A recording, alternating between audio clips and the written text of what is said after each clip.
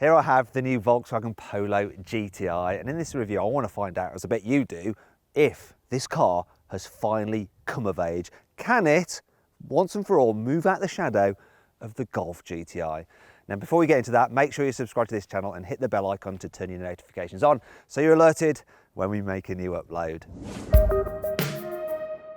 Let's start off by talking about the styling upgrades over the normal Polo. So you get the usual GTI frippery, starting off with the GTI badge, the red bar across the grille which runs into the headlights. You've got a honeycomb grille and deeper front, sportier bumpers. It's obviously important to give it a more kind of aggressive looking face than the standard car. Now this one's riding on 18-inch alloy wheels, and of course there's some upgraded brakes as well. The car sits 15 millimeters lower to the ground than the normal Polo to improve the stance and to give it more sporty handling. At the back we've got a rather discreet, in the usual Volkswagen way, roof spoiler. Then there's a GTI badge there, deeper rear bumpers as well, once again improve that aggressive look, and you've got some twin chrome exhaust pipes. Now what do you think about the look of this car? Do you think it looks sportier than the new Ford Fiesta ST? Click on the pop-out banner in the top right hand corner of the screen to cast your vote. Inside, Volkswagen has given the GTI some more styling upgrades to make it feel that little bit more special to sit in. My favourite thing are the sport seats. Now they're not only body hugging, which is great when you go around corners quickly, the design is really cool because you've got this tartan pattern on them. Now there's a red theme going through this car because the colour of GTI is of course red. So you have red stitching on the steering wheel, and the steering wheel itself is very nice. The leather's high quality, feels sturdy, and you've got some GTI badging down there. There's red stitching on the seats as well, and on the gear selector, and some aluminium pedals. This particular car is the GTI Plus, and that has some extra bits and pieces, including a digital driver's display. And once again, you have some red effect on the dials because this is the sporty GTI.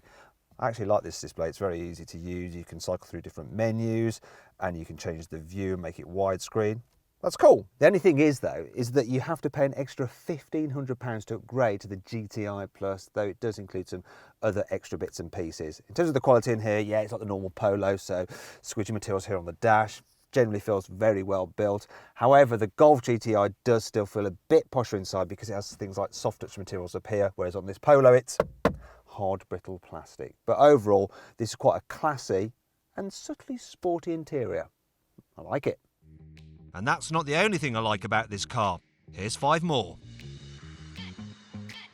Over the generations, the Polo GTI's engine has grown from 1.4 litres to 1.8 litres, and now it's a 2-litre 4-cylinder turbo with 200 horsepower and 320 newton metres of torque.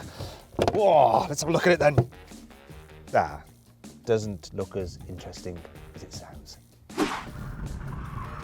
This car has a proper handbrake, so you can do hooligan handbrake turns if you want to. As this is a Polo, there's plenty of room for rear passengers, but being the GTI version, there's even contoured sport seats back here as well. Look, it's lovely.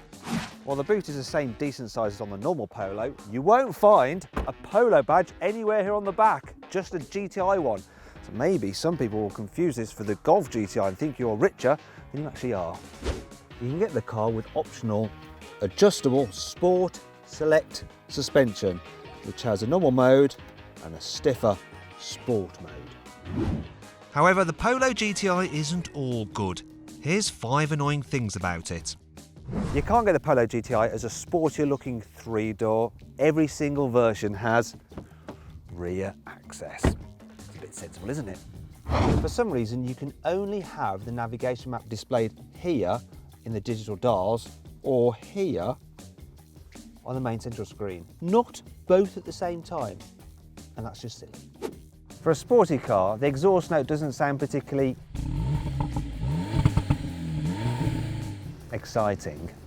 You can't get this car with a limited slip differential like you can with a Ford Fiesta ST, and that means it can sometimes struggle to put its power down. It's a bit annoying that a sporty car like this doesn't have any grab handles for your passenger to hold onto while you fling them round the bends. And the Polo GTI is certainly quick enough for some serious flinging. This car is supposed to do 0 to 60 miles an hour in 6.7 seconds, but let's see what it really does. So I've got my specialist timing gear up here. I'm going to launch it. So being an automatic, it's quite easy to launch. All I have to do is put the car's driving mode into sport, then put the traction control into deactivated mode. Oh yes. Put the gearbox into sports, hold my left foot on the brake, floor the throttle, release the brake, and see how fast it is. Let's do it then. Oh, bit of wheel spin. That's what happens when you have traction control deactivated. And I'm sure that hurt the time. Well, that was 60 back there. I'm going to keep on going. Let's just keep on keeping on.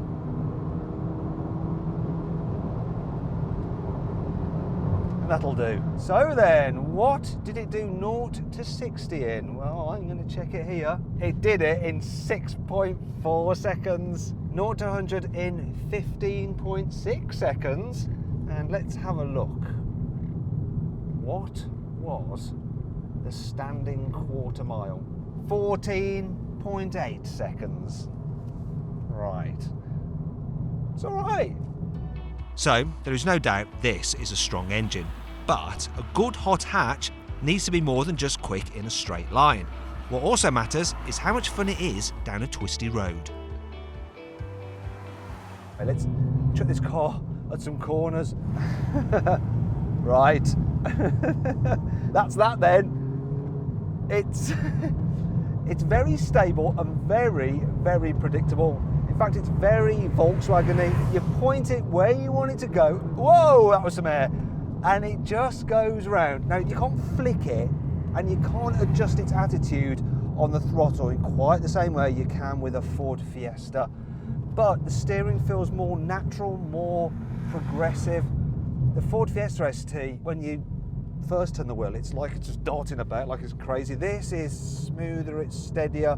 But once you pick your line, this car hooks up and it just takes you round. Yeah, it's stable, it's fast, it's confidence inspiring. It's maybe not the most playful, but that's the Volkswagen way, isn't it? If you want playful, yeah, go check out the Ford Fiesta ST. And that brings me on to the actual comfort side of things. So I've got the car in sports mode and I'm going to press it and put it into normal mode, and that slackens off the adaptive dampers fitted to this car. Now, you don't actually notice that much of a difference. It still feels fairly firm, but it's not brutal, it's not super uncomfortable. It just makes the car feel sporty, which is what you want. One thing that you don't want so much though, which I'm noticing in this particular Polo, is the tyre noise. You don't get that from the normal Polo, but this GTI with its bigger, wider tyres, which give you the better grip obviously, the trade-off is more tyre noise, which can get a bit tiring when you're on the motorway. Now, a lot of people might say a Polo GTI, it's an automatic only, and yes it is for the moment, but you will be able to get a manual version. That said, I think the auto suits this car. It's a fast, responsive, quick shifting auto, and it makes you able to drive this car very quickly.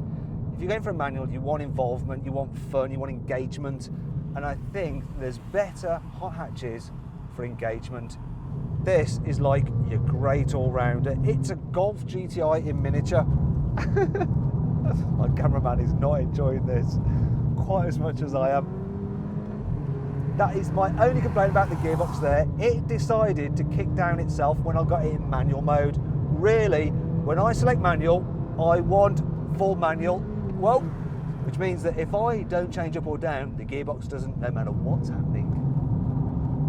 So yeah, you still nannied it a bit. It's so safe, it's so predictable. I made a total fudge of that corner and it didn't matter. I still went round, just kind of drifted wide ever so slightly. When I backed off, it didn't have it snapping round on me. Yeah, that's what you get with the Polo GTI.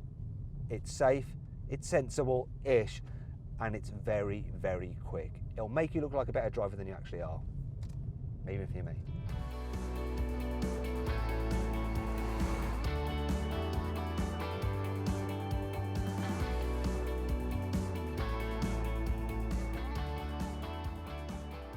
So then, what's my verdict on the Polo GTI? Well, on the right road, yes, there are a few hot hatches that are a bit more fun, but really, as an everyday, all-round performance car, pocket rocket, it's a great choice, and it's the perfect car if you'd like a Golf GTI, but can't quite afford one. If you enjoyed this video, please like it and share it and comment on what you thought about the car and the video in the box below. Also, you can click down there on our logo to subscribe to this channel, down there to watch another video review, and over there to go to Carwow to see how much you can save on a Polo GTI.